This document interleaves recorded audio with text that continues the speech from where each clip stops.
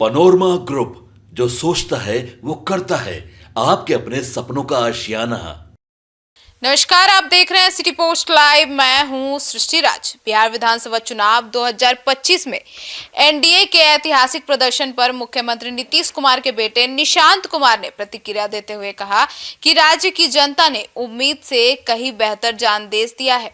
उन्होंने कहा कि यह जीत किसी राजनीतिक चाल, भावनात्मक भाषा या चुनावी रणनीति का परिमाण नहीं, बल्कि बीते 20 वर्षों के लगातार विकास, सुशासन और स्थिर प्रशासन की उपलब्धियों का इनाम है।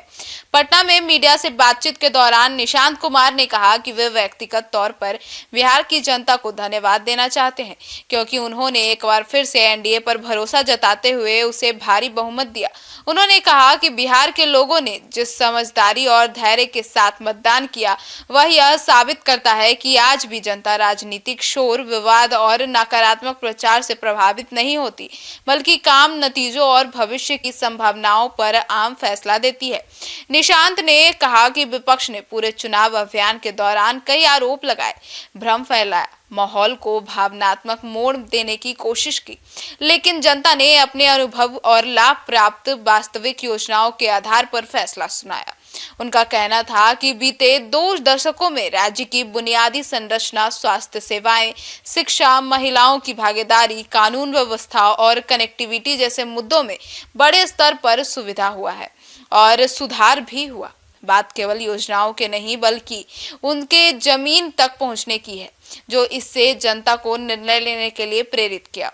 उन्होंने कहा कि इस बात पर भी जोर दिया कि जीत ने जिम्मेदारी बढ़ती है और आने वाले 5 वर्ष राज्य की नई रफ्तार और नई नीतियां मजबूती के रूप में देखने को मिलेगा।